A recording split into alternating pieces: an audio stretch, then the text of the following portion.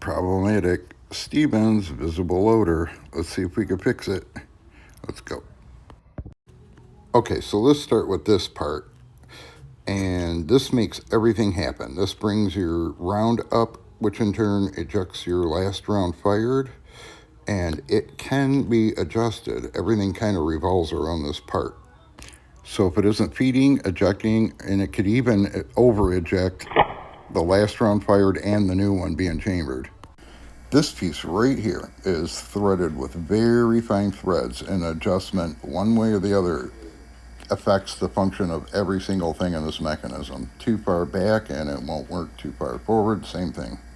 There is another part in here that rides in a track in your hammer that either flips up to allow it to be cocked or flips down. It locks everything out. That locks out when your hammer is back, and that part looks like this. And this little screw right here, if you take that out, it's like a little sight window. You can see that actually. So apparently they knew it could be a problem. Can't really see a whole lot on camera here, but that is a very important function for that to lock that out. And those two meet up. Right now it's up where you could cock it, but if I pull it back, it flips up. Or excuse me, flips down, and now it would engage that bar there, and you wouldn't be able to recock it until you let the hammer back down.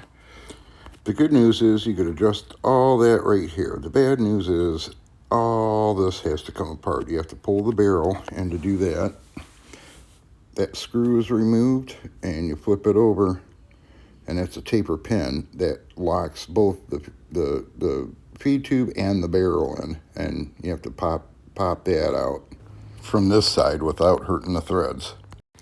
The barrel itself pulls right out, and you have to remove your little feed tube there, and this guy will pull right out. That little guy might drop out of there, that little finger there, but just take all that out.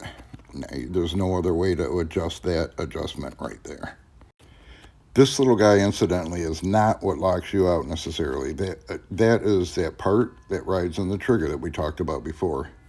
It's this guy right here that rides on that channel. That powel below that spring rides on the channel of your trigger. Now this adjustment looks pretty good, but here's what you can't see. There's a little gap up there. I have the adjustment too far in by one thread, and I can't pull the trigger until I force it forward, and then I can pull the trigger.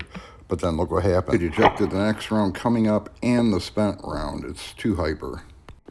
Threaded too far in, but just by one thread, just to demonstrate what happens. So I took it all back apart and took it one thread back out, and it's working really good.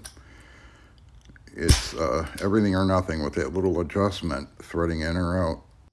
So this little finger popping out is a good indication. See how it's against the receiver there, nice and firm. And if there's a lot of play there, you might have feed issues. And if that's the case, this part here, you might want to thread in closer to the receiver. Adjust it until this guy goes to the proper height. It all affects it. In too tight, ejects your spent case and the new round coming in. And too loose, you get that gap. And you might be able to fire it, but if you're firing, your firing pin isn't far enough in, and you'll get a light strike. It might fire, it might not. And a lot of people might think they need a new firing pin when it's just the adjustment. The firing pin's probably fine, but this right here, it won't even let me pull the trigger.